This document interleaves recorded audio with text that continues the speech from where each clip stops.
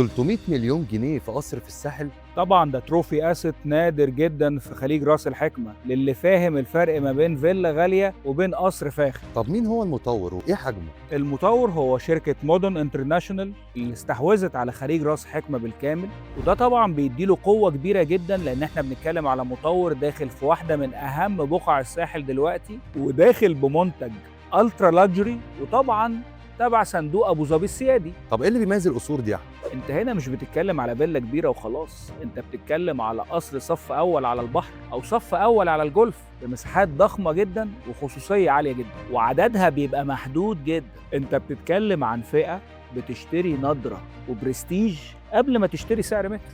يعني هل السعر ده مبرر؟ لما تبقى في راس الحكمة وفيرست رو وبمنتج بالحجم ده ومع مستوى فاخر جدا من التصميم والطرح، فاحنا هنا مش بنسعر وحدة سكنية، احنا بنسعر أصل نادر، وده الفرق. وده مناسب للسكن ولا الاستثمار؟ هو بصراحة مش مناسب للاستثمار قوي، يعني هو مناسب للسكن الفاخر لحد بيدور على لايف ستايل برستيج وبيدور على ستور اوف فاليو، يعني مش منتج تقليدي للتأجير وخلاص. ده منتج قيمته في النضرة وفي الكابيتال ابريشيشن وفي فكرة ان المعروض منه قليل جدا. طب المنتج نفسه يا رفعت عامل ازاي؟ قصور بمساحات كبيرة جدا على البحر مباشرة أو على الجولف مباشرة، وده مهم جدا في الساحل لأن هنا القيمة مش بس في المساحة، القيمة كمان في الموقع داخل المشروع.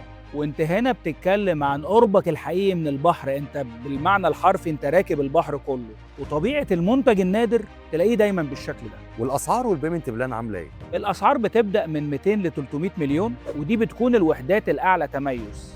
الفكرة هنا مش في سعر صادم وخلاص، انت بتاخد ايه مقابل الرقم ده. فبالتالي لازم تفهم ان مدن راس الحكمة هنا ما نزلتش تبيع فيلا، هي نزلت تبيع فئة جديدة من العقار في الساحل الشمالي، وتقسيط كمان على 8 سنين.